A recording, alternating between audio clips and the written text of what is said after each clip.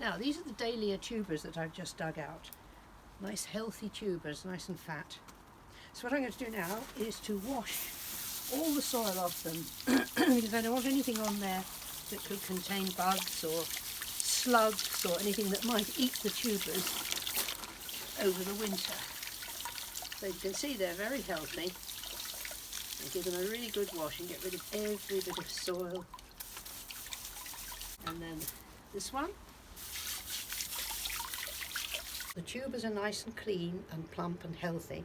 So what I'm going to do is to pop them on the staging in the greenhouse, like that, upside down, so that the water drains out of the stem. That's the idea. The idea is to drain these and dry them a little. And when they're almost dry, we pop them into boxes containing either sand, perlite, a dry potting compost, just to keep them in a condition that they're in now for the winter. What we don't want is for them to shrivel, so occasionally during the winter you may have to water the boxes. So anyway, that's what we're doing at the moment. So the dahlias will now be left here until they've dried out, as I say.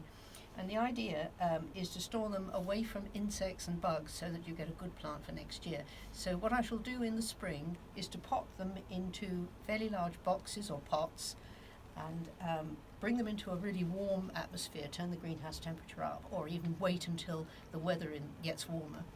And then from each of these little tubers you will get shoots, like potatoes, it's the same. They chit and you get little shoots coming up. And from each of these tubers you may get 2, 3, 4, 5 little cuttings.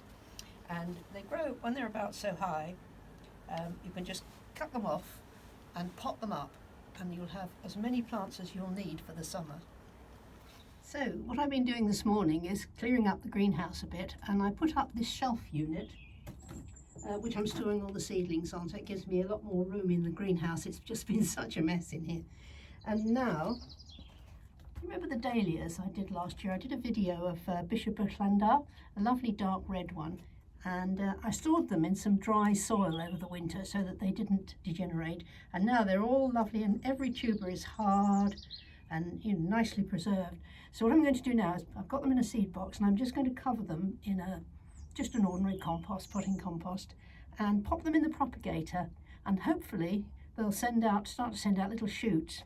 And when the shoots are sort of yay high, I'll just take them off as near as I can to the tubers and then pot those up so that I have loads and loads of new plants for this year.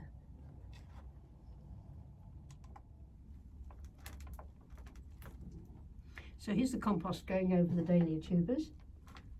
I'm not going to do too much, be too fussy with this at all, just cover them up and put them into the warm propagator and keep them, well, there's enough moisture in there actually to make them shoot. And then once they shoot, as I said, I shall take lots and lots of cuttings. There, that's done.